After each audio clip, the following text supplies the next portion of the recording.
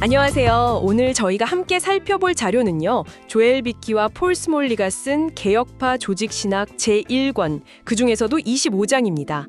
실천적인 열매를 위한 계시의 적용. 제목이 좀 딱딱하게 들릴 수도 있겠는데요. 쉽게 말해서 하나님이 자신을 우리에게 어떻게 보여주시는지, 그 계시가 그냥 머릿속 지식으로만 남는 게 아니라 바로 내 삶 속에서 어떤 실제적인 열매를 맺을 수 있는가 하는 계약입니다. 흥미롭지 않나요? 한번 깊이 들어가 보시죠. 네, 아주 흥미로운 주제죠. 이 장에서는 하나님이 우리에게 다가오시는 방식을 크게 세 가지로 나눠서 설명하고 있어요. 보통 우리가 아는 일반 계시, 또 특별 계시. 근데 거기에 더해서 적용된 계시라는 개념을 제시합니다. 적용된 계시요? 좀 더 설명해 주시겠어요? 네, 이 핵심인데요. 성령께서 성경 말씀을 그냥 문자로만 두시는 게 아니라 각 사람의 마음속에 와닿게 하시고 그걸 경험하게 하시는 거예요. 그래서 신학이 그냥 책상 위 이론이 아니라 진짜 우리 삶을 움직이는 힘이 되는 거죠. 아, 그렇군요. 그럼 그 적용된 계시가 제일 먼저 열매 맺는 곳은 바로 나 자신이겠네요. 맞습니다. 책에서도 제일 먼저 개인적인 열매를 이야기해요. 여기서 가장 중요한 건 성경을 바로 나에게 주시는 하나님의 말씀이다, 이렇게 믿는 개인적인 믿음이죠. 이게 없으면 사실 성경을 아무리 많이 알아도 소용이 없다는 거예요. 히브리서에서도 나오잖아요. 믿음과 결부되지 않으면 유익이 없다고. 그럼 여기서 말하는 믿음이라는 건 그냥 그런가 보다 하는 정도는 아니겠네요. 그 하이델베르크 교리문답이라고 아주 오래된 신앙 고백서가 있거든요. 거기서 이걸 두 가지로 설명해요. 첫째는 하나님이 말씀하신 건 전부 진짜다 라고 확실히 아는 지식이고요. 둘째는 그 복음이 다른 사람 이야기가 아니라 바로 나를 위한 거라는 성령님이 주시는 아주 깊은 신뢰. 그러니까 머리로 동의하는 걸 넘어서 그리스도와 내가 인격적으로 만나는 거라고 할 수 있죠. 요한복음 1장 12절처럼요. 와, 깊은 신뢰. 그건 정말 성령님의 도움이 없으면 안 되겠는데요? 맞아요. 그래서 베드로가 예수님한테 주는 그리스도시요 살아계신 하나님의 아들이십니다라고 고백했을 때 예수님이 그러셨잖아요. 이걸 알게 한 건 네 힘이 아니라 하늘에 계신 내 아버지시다. 마 16장 17. 그렇죠. 결국 이런 믿음은 말씀을 들을 때 생겨나는 거고요. 롬 10점 17. 믿음이 말씀을 통해 온다. 그러면 개인적인 성경 연구가 정말 중요해지겠네요. 근데 솔직히 저도 그렇지만 성경 읽다가 어렵거나 막힐 때가 많잖아요. 어떻게 해야 할까요? 네, 맞아요. 성경에 분명 어려운 부분들이 있죠. 베드로 후서에서도 바울 서신 중에 이해하기 어려운 게 있다고 했으니까요. 베투 36. 근데 중요한 건 어렵다고 그냥 덮어두는 게 아니라 성령님 도와주세요 하면서 꾸준히 파고드는 자세인 것 같아요. 시편 1편 보면 복 있는 사람은 율법을 즐거워해서 밤낮으로 묵상한다고 하잖아요. 시편 1.12. 이게 무슨 숙제처럼 느껴지면 안 되고 즐거움이 돼야 한다는 거죠. 즐거움이라. 네, 옛날에 존 버년이라는 분은 성경을 천국 가는 길의 지도라고 했어요. 지도 없으면 길 잃잖아요. 그러니까 계속 들여다봐야 하는 거죠. 우리도 말씀을 계속 보면서 그 뜻을 생각해봐야 해요. 바울도 디모데한테 내가 말하는 걸 생각해봐라. 그럼 주님이 모든 일에 총명을 주실 거다. 디모후 2.7 이렇게 격려했거든요. 그러니까 우리가 노력하는 거랑 성령님이 도와주시는 거랑 같이 가는 거예요. 그렇군요.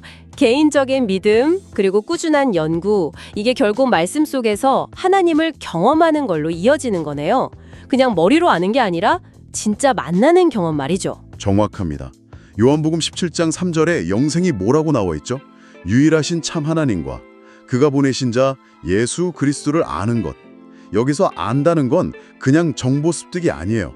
아주 깊은 사귐, 교제를 뜻하는 거죠. 요한 1:33. 성령님이 말씀을 비춰주실 때 우리는 그 말씀이라는 거울을 통해서 그리스도의 영광을 보고 점점 그분을 닮아가게 되는 거예요. 고호 3.18. 이게 바로 적용된 계시가 맺는 아주 핵심적인 개인적 열매라고 할 수 있습니다. 혹시 최근에 말씀 안에서 이런 살아있는 만남, 그런 경험 해보셨는지요? 생각해볼 거리네요.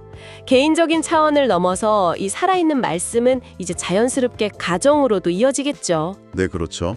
저자들이 한 네덜란드 신학자 말을 인용하는데 좀 강하게 말해요.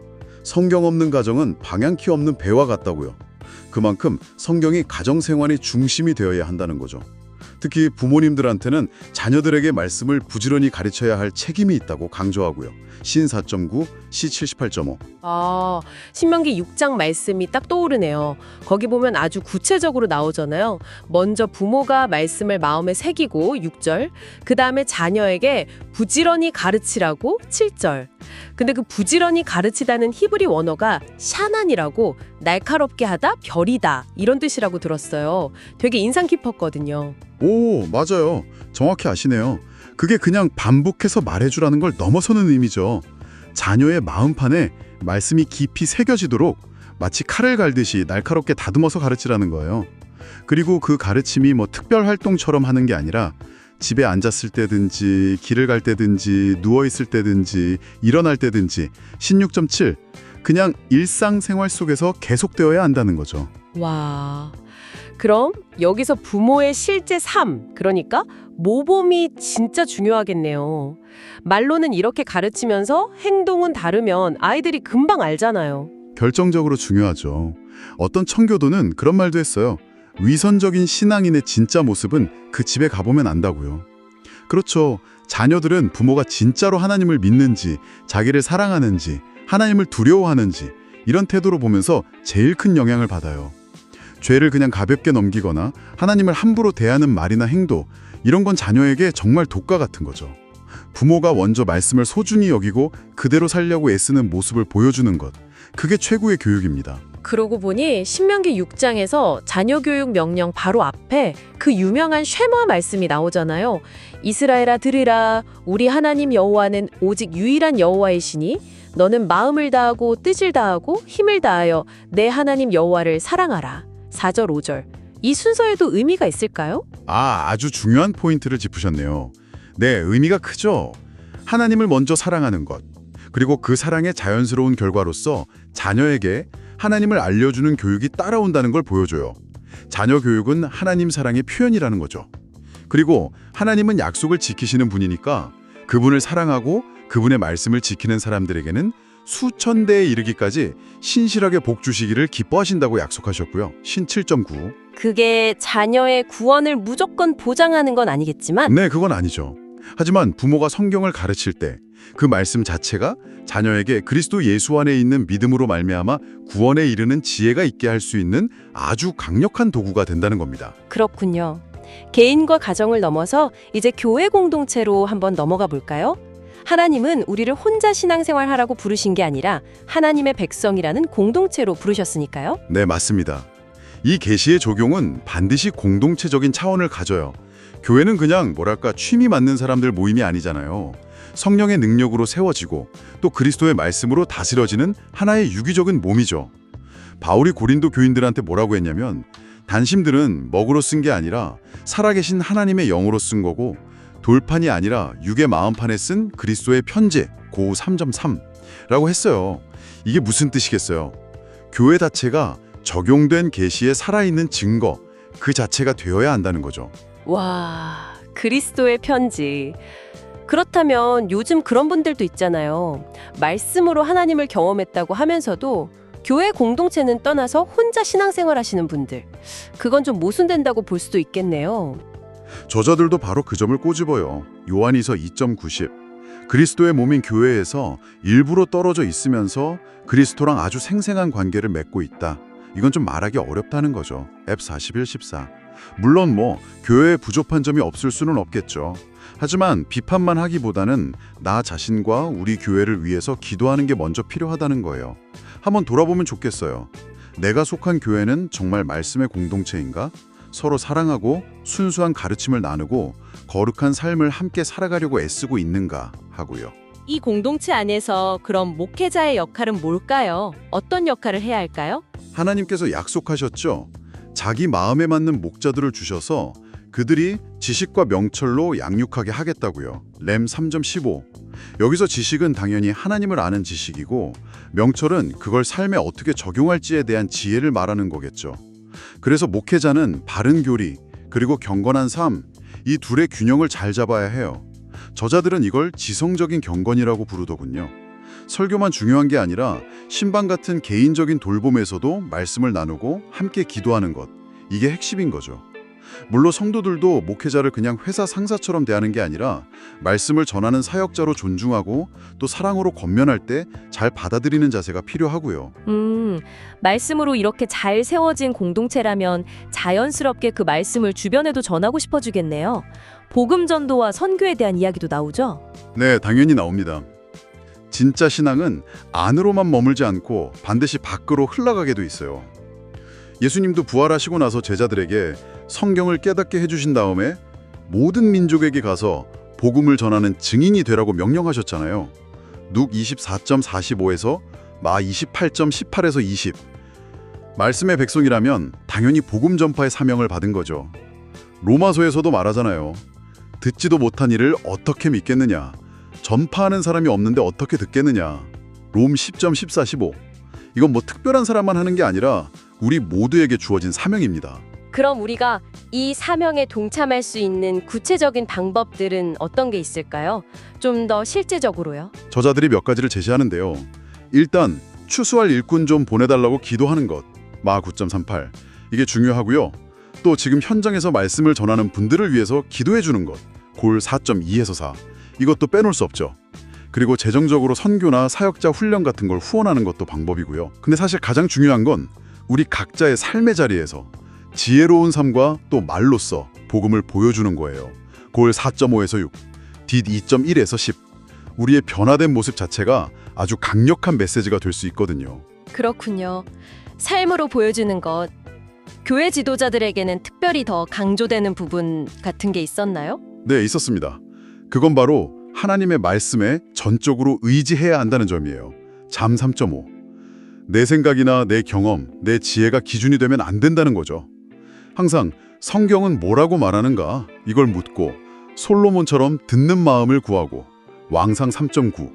또 에스라처럼 말씀을 깊이 연구하고 그대로 살고 또 가르치기로 결단하는 그런 자세가 필요하다는 겁니다. 왜냐하면 성경이야말로 사역에 필요한 모든 것을 다 제공해주기 때문이죠. 디모 3.16, 17. 결국 교회의 가장 핵심적인 사명은 말씀 사역 그 자체라고 할 수 있겠네요. 네, 그렇습니다. 바울이 디모데에게 정말 여러 번 강조했잖아요. 읽는 것, 권하는 것, 가르치는 것에 전념하라고요. 디모데서 4장 13절, 15절, 16절이요. 그리고 이 모든 말씀 사역이 어디서 정점을 이루느냐? 바로 말씀으로 충만한 예배에서 이루어진다는 거죠. 예배는 우리 신앙생활의 최우선 순위잖아요. 요한 4장 23절. 성경이 진짜 하나님의 말씀이라고 믿는다면 예배의 모든 순서, 그러니까 설교, 기도, 찬송, 성례 이런 모든 것들이 말씀으로 가득 채워지기를 기뻐해야 한다는 거예요. 골로새서 3장 16절. 진리를 알아야 진짜 예배가 가능하니까요. 요한 4장 22, 24. 와, 정말 그렇네요. 자, 이제 거의 마지막인데요. 이 적용된 계시의 열매가 교회 안에서만 머무는 게 아니라 더 넓은 세상으로는 어떻게 확장될 수 있을까요? 교회는 세상 속에서 빛으로 부름받았다고 예수님이 말씀하셨죠. 마태복음 5장 14부터 16절이요. 근데 그 빛이 어떻게 드러나냐면 우리의 착한 행실을 통해서 드러난대요. 여기서 착한으로 번역된 헬라어 단어가 칼로스인데 이게 그냥 도덕적으로 착하다는 뜻만 있는 게 아니라 다른 사람들에게 실질적으로 유익을 주고 또 평화를 만들어내는 그런 아름다운 행동을 의미해요. 이런 삶을 보고 사람들이 하나님께 영광을 돌리게 된다는 거죠. 마 5장 16절. 그러니까 우리 그리스도인들의 변화된 삶, 선한 행동들이 세상을 바꾸는 하나님의 방법이라는 겁니다. 아, 우리의 삶이 세상을 비추는 빛, 그리고 이 빛은 어느 한 지역에만 머무는 게 아니라 전 세계를 향해야 하는 거고요. 네, 맞습니다. 하나님의 구원 계획은 처음부터 전 세계를 향하고 있었어요. 이사야서에서도 땅의 모든 끝이여 나에게로 돌이켜 구원을 받으라. 45.22라고 선포하시잖아요. 그래서 모든 민족에게 복음이 전파되어야 하는 거고요. 마 24.14. 이걸 위해서 성경 번역이나 문서 사역, 또 사역자 훈련하고 파송하는 일, 이런 다양한 노력들이 필요하고 이건 모든 성도들의 기도와 지원이 필요한 일이죠. 어떤 청교도 작가는 기도로 온 세상을 여행할 수 있다고 했대요. 우리의 기도는 물리적인 한계를 넘어설 수 있다는 거죠. 정말 멋진 말이네요. 기도로 온 세상을 여행한다. 자, 개인, 가정, 교회, 세상을 거쳐서 마침내 도달하는 지점.